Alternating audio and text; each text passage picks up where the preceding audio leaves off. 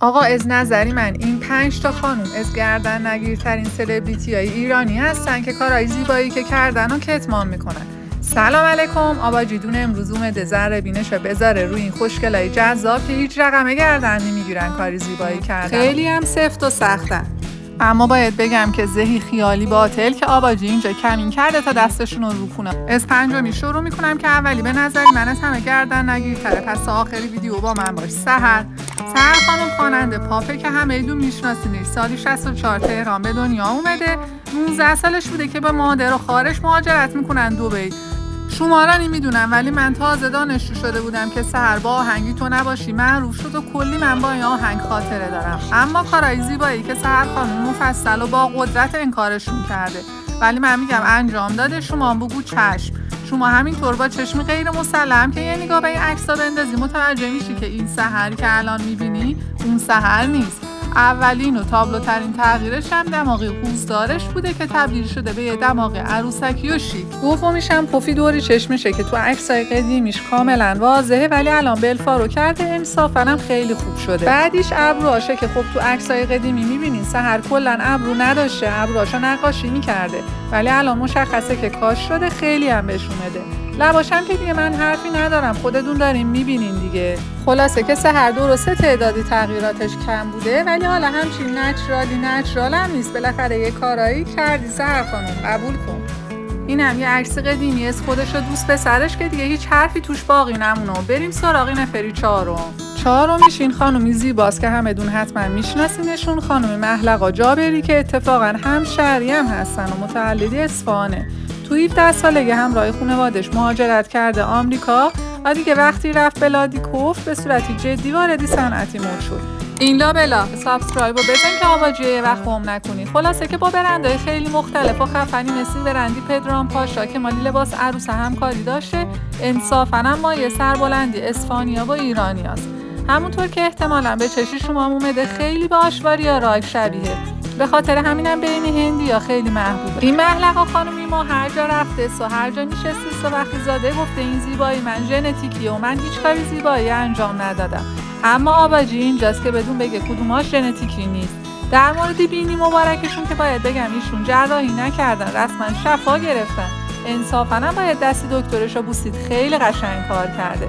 ابروهاش هم که مثل سرجون از نخ تبدیل شده به اینی که میبینین که قطعاً کاری کاشته ابروه. در مورد رنگ چشاش هم که احتمالاً لنز میذاره دیگه. فیلری لب و گونه و کانتورینگی کاملی صورتم که دیگه جزئی تغییراتی خیلی واضحشه که قشنگ تو عکس‌ها نشون میده.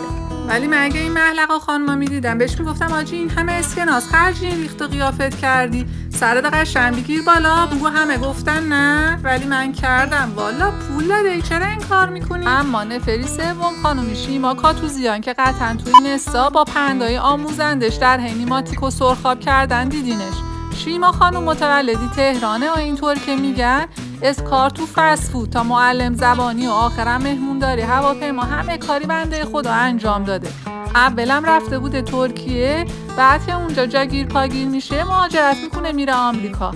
الانم که ماشاءاللهش باشه 4 ساله با آقا کامیار ازدواج کرده و خوش و خورم دارن زندگیشونو میکنن. ولی هی چپ و راست میاد کانسیلر میزنه و جلو دوربین زن و مردمو پر میکنه که تو احمقی اگه نرینی به شو برد. حالا من کاری به اوناش ندارم، میخوام ببینیم که شیما خانم چه کارهای زیبایی انجام داده که خودش هیچ اظهار نظری هم در موردشون نکرده و یه فازی برداشته که آقا انگار من نبودم و دستم بود و از این حرفا. میدونم این عکس خیلی بی‌کیفیت بود ولی چون همه تغییرات خیلی خوب توش معلوم بود و خیلی قدیمی بود دلم نیامد براتون نذارمش. تابلوترین تغییر شیما خانم این چونه و زاویه فک قشنگیه که قبلا کلا چونه نداشته و اصلا این مدلی نبوده. فیلری لبم که دیگه اصلا باید باشه دا انگار همشون باید حتما بزنن لباشون رو گنده کنن.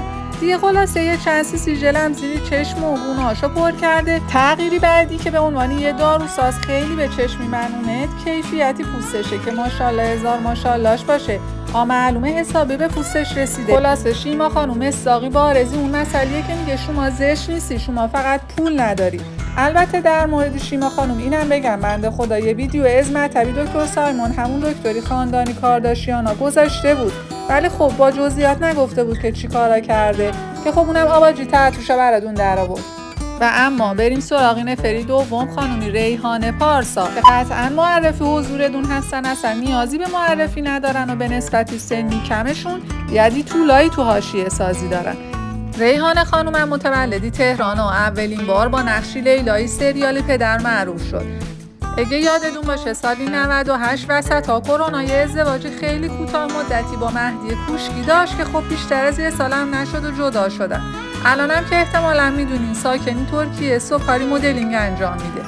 اما کارهای زیبایی که انجام داده، اولین و واضح ترین کاری که انجام داده این چالی بوده که رو چونش بوده و با فیلر پرش کرده و صورتشو خب کشیده تر کرده که قشنگ تره. گونه و زیری چشمش هم که دیگه 100% تزریق انجام داده و کاملا تو عکسای قبل و بعدش مشخصه. در مورد دماغش باید بگم انصافا دماغ خودش خیلی خوب بوده، اما بازم من هرچی نگاه میکنم این دماغ جمع و جورتر و صاف و صوف‌تر شده که احتمالاً یه جراحی ریزی داشته. لبارم که خوب داده براش قلبه کردن و امتیاز این مرحله رو از دست نداده. لازمم نیست که من بدون بگم ریحانه خانم تأکیدی مؤکد دارن که هیچ کاری نکردن و هرچی که شما رو صورتی ایشون میبینی نقاشی خودی خدا بوده. الان مثلا شما تو این عکس دوری چشمو نگاه کن، من دیگه حرفی برای گفتن ندارم. و اما بریم کاپ قهرمانی رو بدیم به گردن نگیرترین سلبریتی. بله درست حد زدین، خانم ترلان پروانه که یعنی این هر جا نشسته هر جا لایف گذاشته یه مسئله خیلی معروفی داره که میگه من خدا را شاکرم که هزینه عملی زیبایی به دوشم نذاشته. یعنی میخوام بگم خودم دیگه داره کم کم به خودش شک میکنه، انقدر که این خانم مطمئن میگه آقا من هیچ کاری نکردم. ترلان خانومم همون جوری که احتمالاً همه‌تون میدونین همشهری حضرت حافظه و شیرازیه. 3 سالگی به بعد جلو دوربین بوده، انصافاً هم استعدادش خوبه. ترلان سریال خوش غیرت خیلی معروف شد و تو فیلم آهوی پیشونی سفید جایزه گرفت و حسابی هم شناخته شده شد. ترلان خانوم به صورت رسمی مجرده، البته یه حرفایی پشت سرش میزنن که نمیدونم با ارسلان قاسمیه یا با سعید عزت اللهی بوده، ولی خب تایید نشده و خودش گفته من مجردم و با کسی رابطه ندارم. ما هم همین. اما بریم سراغ کارهای زیباییش که با قدرت همه را انکار میکنه.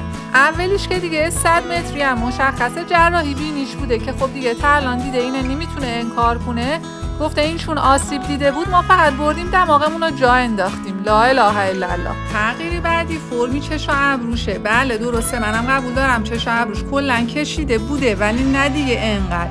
الان ابروش کاملا گربه‌ای شده و به نظرم کاری بوتاکسه.